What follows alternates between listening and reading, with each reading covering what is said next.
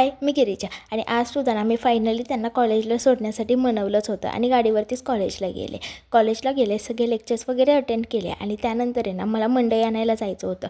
तिकडेच निघाले होते तेवढ्यात हे मंडळ दिसलं जे पूर्ण रिकामं होतं आणि तेवढ्यात माझ्या लक्षात आलं आपण नवरात्री म्हणत होतो, पण नवरात्री कधी आली आणि कधी गेली लक्षातसुद्धा आलं नाही. त्यानंतर मंडईमध्ये गेले, मंडई घेतली आणि तेवढ्यात मला हे प्लॅस्टिकचे डबे वगैरे भेटतात ना ते दुकान दिसलं. मला काही राहवलं नाही, मी तिथेही छोटी मोठी शॉपिंग केली.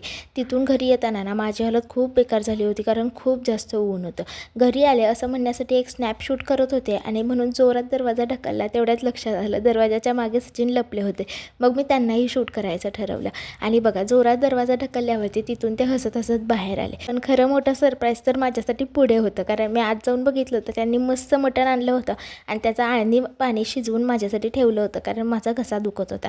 त्यानंतर आम्ही मस्त असं जेवण केलं, एक झोप घेतली आणि कालच्या दिवशी मी साडी घातली होती त्यामुळे आजच्या दिवशी तू साडीच घाल असा त्यांचा हट्ट होता. मी साडी घातली पण मला काही जास्त वेळ राहवलं नाही. मी लगेच चेंज केलं, ड्रेस घातला आणि आम्ही दोघं बाहेर जाण्यासाठी निघालो कारण कालच्या दिवशी माझी काहीच शॉपिंग झाली नव्हती. कालच्या दिवशी जिकडे तिकडे रस्ते ब्लॉक होते आणि मला काही पसंतही पडत नव्हतं.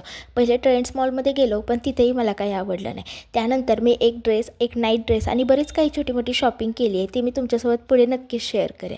त्यानंतर त्यांनी मला सोन्याच्या दुकानात नेलं आणि माझं नाकसुद्धा टोचून घेतलं.